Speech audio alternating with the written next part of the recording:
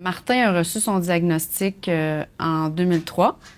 À ce moment-là, ça faisait déjà 9 ans qu'on était en couple.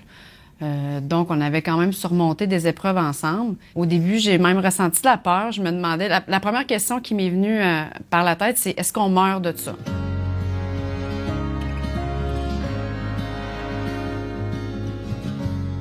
Les réactions possibles que les gens peuvent avoir suite à un diagnostic de sclérose en plaques, en fait, ça peut être très varié. Il va y avoir des gens qui vont recevoir la nouvelle et ils vont être sans réaction, comme engourdis émotionnellement.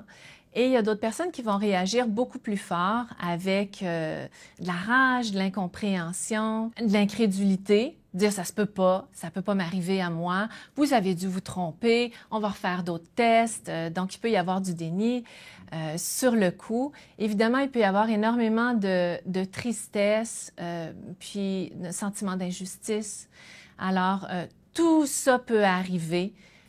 Et c'est totalement normal, puis je pense qu'il faut absolument se donner le temps de vivre ces émotions-là qui ont besoin d'exister avant que quelque chose d'autre qui ressemble à un apaisement finisse par arriver. Un des impacts majeurs que ça peut avoir, l'annonce du diagnostic de sclérose en plaques chez une personne, c'est que ça shake énormément la vision qu'on a de soi-même, le sentiment d'identité qu'on a. J'étais quelqu'un qui travaillait, qui faisait du sport, qui sortait beaucoup, qui recevait des gens. Et là, tout d'un coup, je me retrouve avec un diagnostic de maladie chronique, évolutive, et ça peut ébranler énormément de certitudes et susciter des questions. Des questions sur le moment, qu'est-ce qui va m'arriver, mais beaucoup de questions aussi sur le futur. À quoi je vais devoir renoncer? Est-ce que je vais pouvoir continuer de vivre la vie que j'aime? Est-ce que je vais pouvoir être là pour les gens que j'aime? Donc, toutes ces questions-là, surtout quand on se projette sur le futur, ça peut avoir un effet apeurant, terrifiant sur le coup.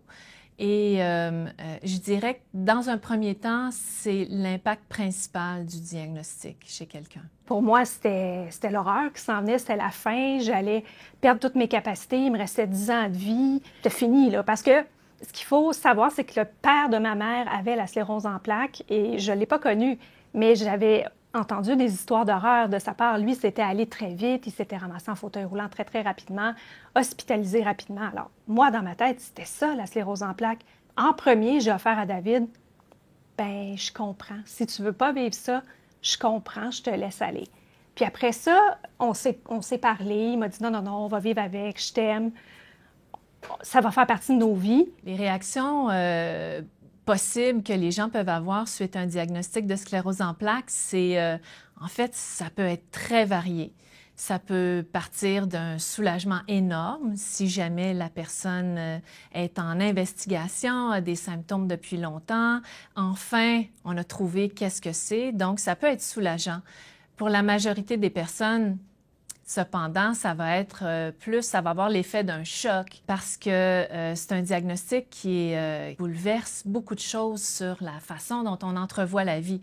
Donc, initialement, les gens vont vivre des émotions très difficiles qui peuvent aller de la tristesse, de la colère, de l'incompréhension. Ça peut sembler en fait comme une nouvelle qui est complètement inacceptable et ça peut donc faire en sorte aussi que la personne va vivre un certain déni pendant un temps. Quand Edith m'a annoncé qu'elle avait eu le diagnostic de sclérose en plaques, moi, je dois dire que j'ai peut-être pas pris ça au sérieux totalement. Parce que les premiers signes n'étaient pas si évidents.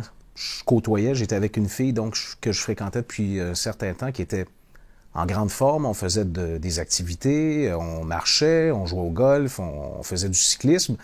Alors, quand elle m'a dit ça au début, moi, je voyais plus ça comme une maladie. Mon père a été diabétique longtemps. Alors moi, je me disais, ça va être une question d'injection, puis tout ça va être réglé. Le déni, c'est quelque chose qui est quand même assez sain.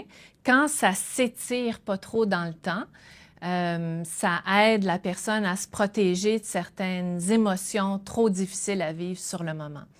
Et éventuellement, quand la personne va être capable de faire un petit peu plus face au diagnostic, à l'annonce, là, il peut y avoir une phase très rock'n'roll avec des émotions comme la colère, la frustration, le sentiment d'injustice, le sentiment d'être trahi par son corps, de se sentir seul, la honte, la culpabilité.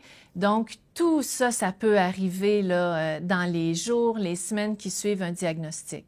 Et c'est vraiment lorsqu'elle a commencé à avoir des ennuis physiques importants, lorsqu'elle a commencé à trébucher, vraiment perdre l'équilibre, que je me suis rendu compte que là, c'était vraiment grave et que son quotidien allait changer et par la bande aussi le mien parce que j'ai accepté d'être avec elle, j'ai accepté de poursuivre la route avec elle. Éventuellement, la personne va arriver à un moment où elle va se sentir capable d'accepter la situation ou en tout cas de commencer à l'envisager sous d'autres angles. Et c'est là que ça va lui redonner de l'énergie. Et ça peut arriver comme plusieurs semaines plus tard, mais ça va redonner à la personne une certaine quantité d'énergie qui va lui permettre de faire une place à cette nouvelle affaire-là dans sa vie, puis d'arriver à être un petit peu plus en paix avec ça. J'ai bien pris la nouvelle quand on m'a annoncé le diagnostic parce que j'ai la mentalité dans le sens que je peux rien faire par rapport à ça. Fait qu'aussi bien tout de suite apprendre à vivre avec puis savoir c'est quoi les conséquences puis qu'est-ce que ça engendre. Fait que rendu là, je l'ai vraiment bien prise. Qu'est-ce qu'il vaudrait mieux ne pas faire après un diagnostic? D'abord, je dirais s'isoler.